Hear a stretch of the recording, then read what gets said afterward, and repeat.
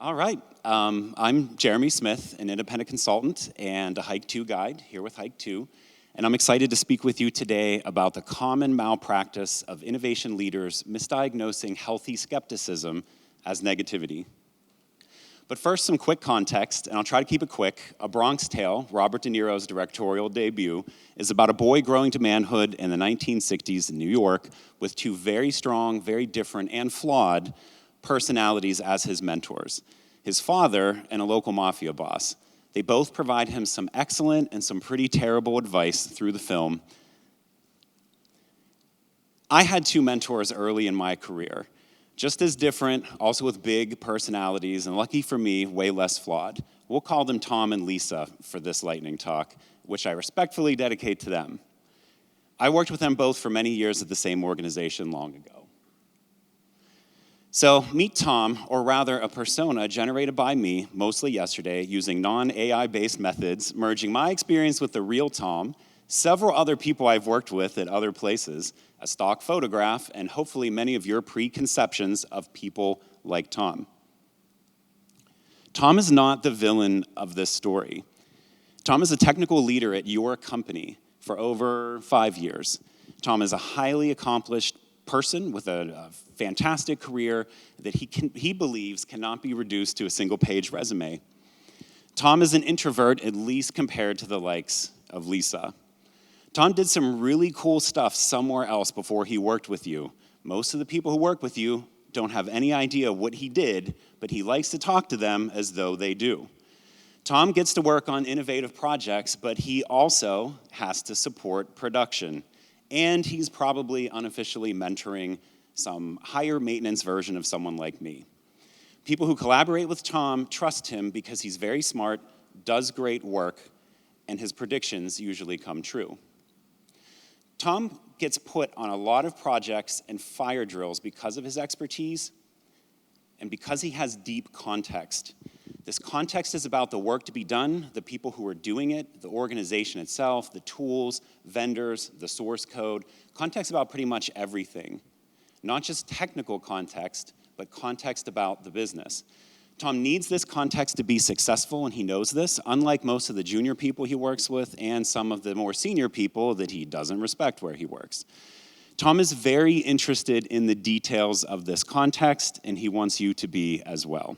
Okay, so hopefully by now, Tom feels familiar to you. You maybe have some names of your own Toms. Sometimes I'm a Tom. Sometimes many of you guys are too. So let's introduce this amalgamation of Lisa. So Lisa was generated by me with my great experiences with the real-life Lisa, people like her, another free stock photograph, and a photo filter I applied in PowerPoint, of all things, which makes her look just a little tad bit creepy, like that AI-generated Moab person, if you're familiar with that. But that's just me. Lisa is also not the villain of this story. So Lisa is an inspirational leader who always knows the right things to say to just about everyone, not always the Toms. In real life, the vast majority of the time, Lisa even knows, in most of my experiences with less superpowered Lisas, they very often say the wrong things to Toms. So Lisa is an extrovert. Everyone loves Lisa. She's a people manager, like a functional manager. Maybe she's a sponsor of a big project. Maybe she's the project or program manager for that project. She's probably also the unofficial, uncredited, and uncompensated for mentor for a version of me with less gray hair. She also has responsibility for things that I cannot have time to talk through. But Lisa knows how to get all of those things done. And when things go wrong, and they're always going to, Lisa knows how to adapt and press on. Luckily for me, my Lisa's context was also deep and varied like Tom's, but much of the time, in other cases, Lisa's context is fresh or more surface level. That's not necessarily wrong. Lisa is notorious for reading maybe only the first 3 lines of an email, and she loves Slack, but not the search features. So poor Lisa, if this is her first project at your company, she has a rough road ahead of her, doubly so if she's a consultant.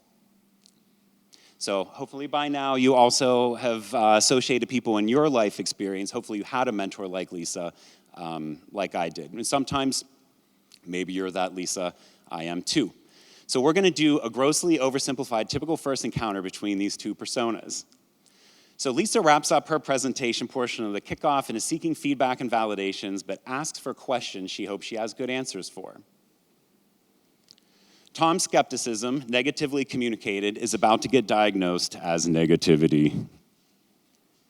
Tom is so negative. Yep. So we make these assessments, right?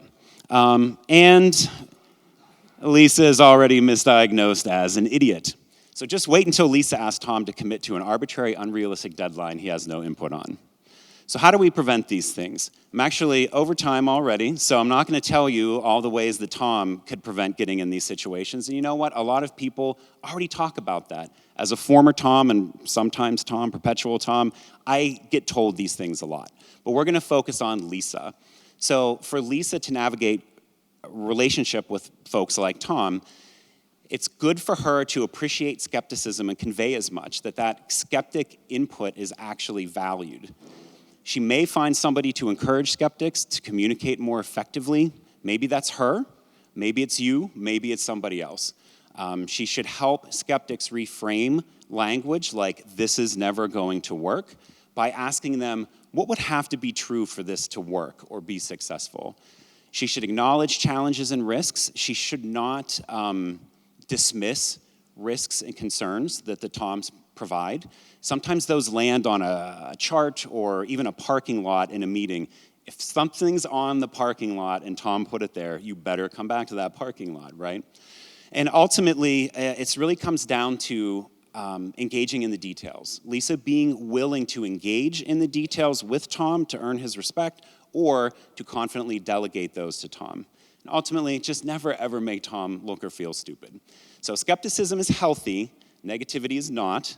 So please try to inspire like Lisa, deliver like Tom, and innovate together. Thank you.